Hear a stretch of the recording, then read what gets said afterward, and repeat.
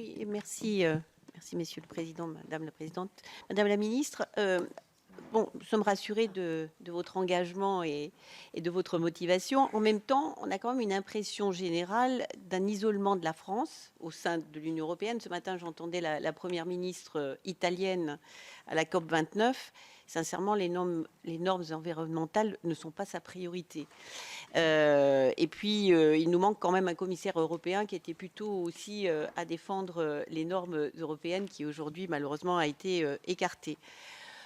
On a aussi, avec Donald Trump, je pense, une nouvelle politique totalement transactionnelle dans tous les domaines qui va se mettre en place. Et donc, j'ai deux questions. D'abord, comment convaincre au sein de l'Union européenne nos partenaires et quels leviers, finalement, avons-nous pour les engager, les motiver avec nous?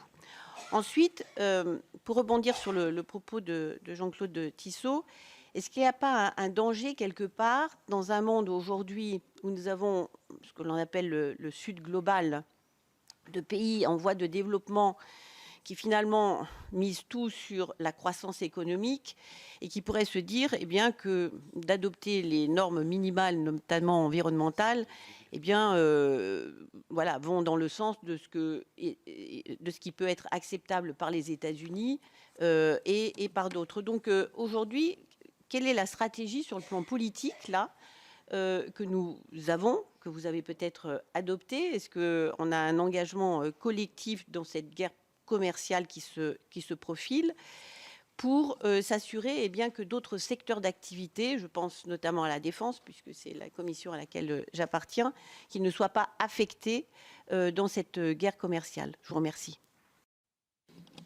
Merci, Monsieur le Président.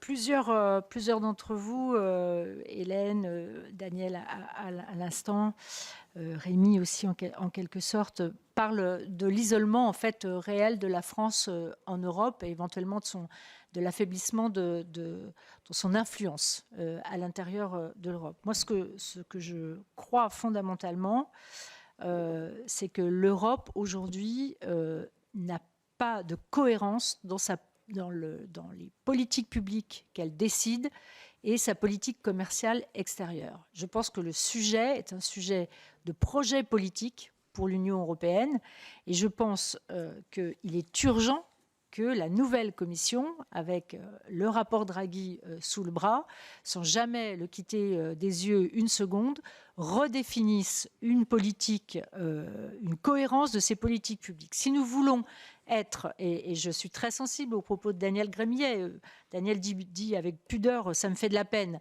Mais ça nous fait de la peine, ça nous révolte. Et si ça nous révolte, nous, ça va à terme révolter le peuple européen. Tout clairement, enfin, je pense que vraiment cette histoire est très très importante. C'est pour ça que je vous disais dans mon propos liminaire qu'on est probablement à un moment stratégique et un moment charnière. Il faut redéfinir à la lumière du rapport Draghi ce que nous voulons de l'Europe. Il faut mettre des actes en face de cette stratégie sur le plan environnemental, sur le plan de la compétitivité. C'est pas simple parce qu'à l'intérieur de l'Europe, il y a des niveaux de compétitivité, il y a des modèles sociaux, il y a des modèles environnementaux qui sont différents, des aspirations des uns et des autres qui sont différentes.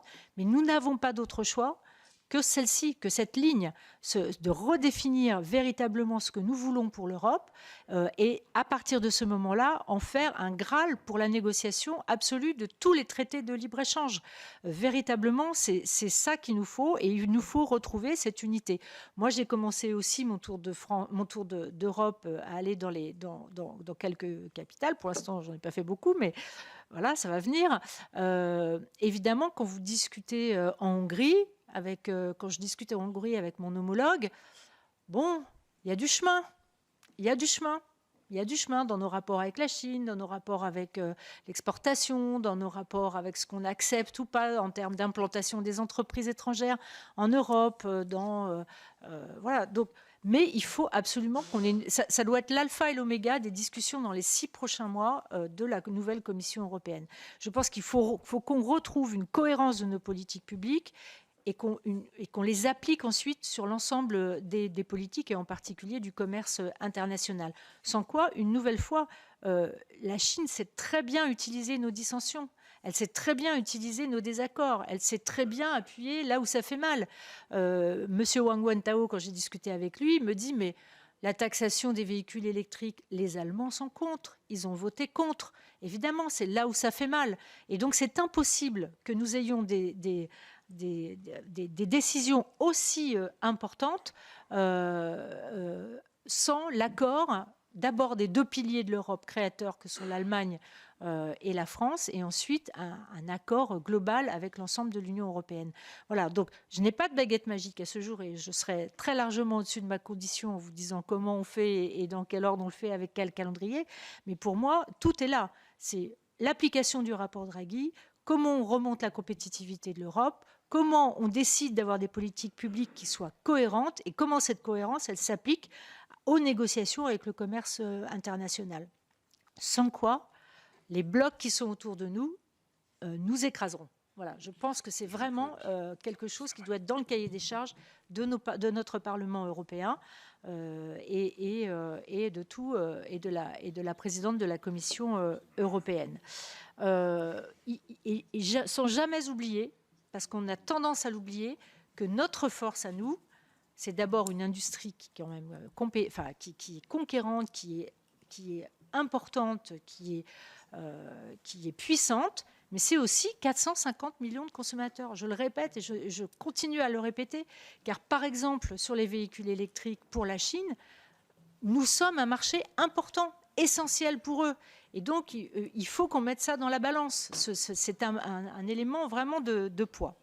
Voilà, donc pardon de parler comme ça, mais je pense que vraiment on est dans un moment un peu critique et je ne veux pas dépasser ma condition de ministre du Commerce extérieur pour refaire la politique générale de l'Union européenne.